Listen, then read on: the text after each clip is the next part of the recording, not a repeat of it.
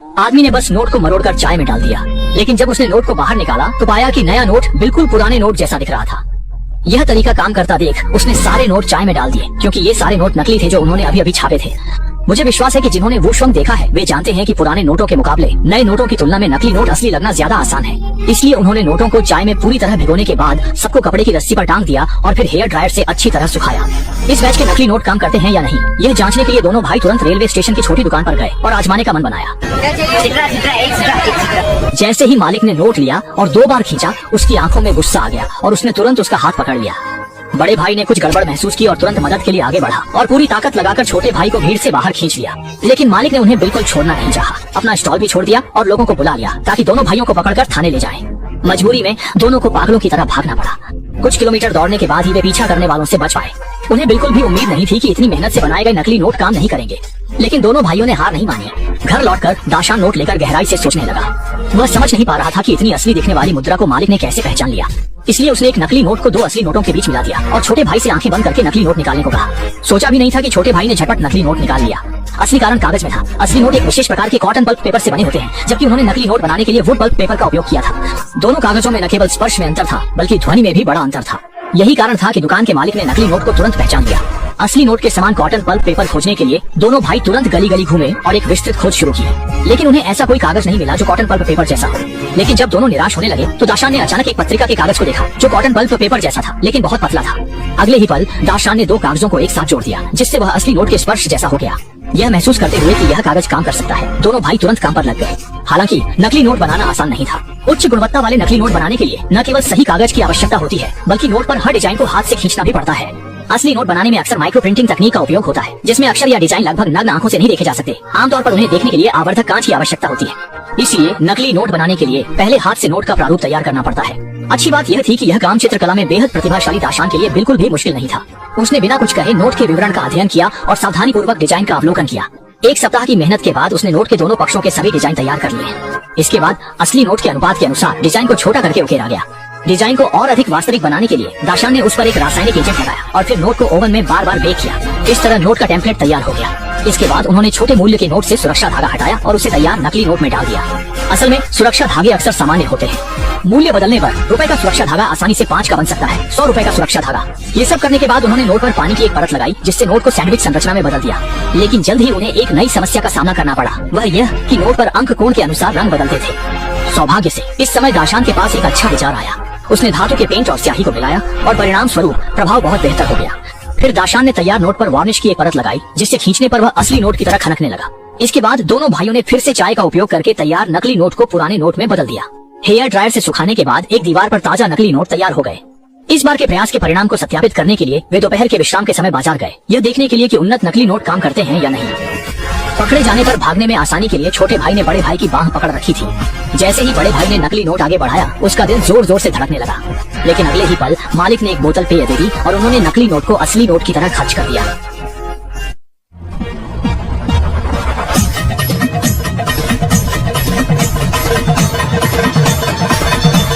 बनाए गए नकली नोटों को असली पैसे में बदलने के लिए दोनों भाइयों ने जल्दी ही एक नकली नोटों के दलाल को ढूंढ लिया और अपनी बनाई हुई 1 लाख रुपए की नकली करेंसी बेचने की योजना बनाई। हालांकि क्योंकि दोनों भाई नए थे, गैंग लीडर उनकी क्षमता पर विश्वास नहीं करता था। दाशान ने देखा और गैंग लीडर से 2 असली नोट उधार लिए। फिर उसने एक नकली नोट को उनमें मिला दिया और गैंग लीडर से नकली नोट को पहचानने को कहा। गैंग लीडर ने नोट को लिया और 10 मिनट तक देखा, लेकिन नकली नोट को पहचान नहीं पाया। लेकिन इतना ही नहीं, नकली नोट बनाने वाला दाशान भी पहचान नहीं पाया। 10 लाख का मिनिमम ऑर्डर दोगे तो 150 दूंगा। 150 तो बहुत कम। 2 करोड़ चाहिए। करो 2 हफ्ते में। इस तरह दाशान ने बिना सोचे समझे इस सौदे को स्वीकार कर लिया। हालांकि जब दोनों भाई घर लौट रहे थे तो छोटे भाई ने अचानक पीछे हटने का मन बना लिया, क्योंकि उनके पास उत्पादन उपकरण पुराने थे और उत्पादन सामग्री की भी कमी थी। 2 हफ्ते में वे 2 करोड़ नकली नोट कैसे बना सकते थे? लेकिन इस समय दाशान पूरी आत्मविश्वास से भरा था, क्योंकि उसका चाचा एक प्रिंटिंग प्रेस का मालिक था।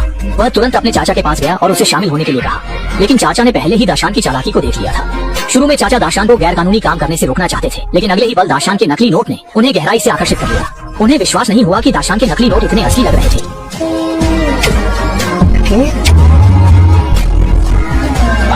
चाचा की चिंता को दूर करने के लिए दाशान तुरंत चाचा को कैफे ले गया और नकली नोट से 2 कप गर्म कॉफी का ऑर्डर दिया।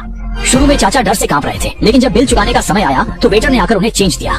इसी तरह चाचा दाशान द्वारा सफलतापूर्वक मना लिए गए। चाचा के उपकरणों के समर्थन के बाद दाशान को आत्मविश्वास मिला, लेकिन जल्द ही उन्हें पता चला कि नोट छापने के लिए इस्तेमाल होने वाला कपास का कागज सख्त नियंत्रण में है और आम लोग इसे खरीदने के योग्य नहीं है। जैसे जैसे डिलीवरी का समय नजदीक आ रहा था, दोनों भाइयों ने तुरंत जोखिम उठाने का फैसला किया। रात में उन्होंने कुछ अंडरवर्ल्ड दोस्तों को बुलाया और रात के सन्नाटे में स्थानीय सबसे बड़े पेपर मिल में पहुंचे। असल में वे कपास का कागज चुराने की योजना बना रहे थे। ये दृश्य देखकर सुरक्षा गार्ड हैरान रह गए कि इस दुनिया में कोई कागज भी चुराता है। जल्दी ही दोनों भाइयों ने अपना लक्ष्य खोज लिया। किसी को शक न हो इसलिए उन्होंने कुछ अन्य कागज भी चुरा लिए। पर्याप्त कच्चा माल मिलने के बाद दोनों भाइयों ने तुरंत पूरी ताकत से काम करना शुरू कर दिया।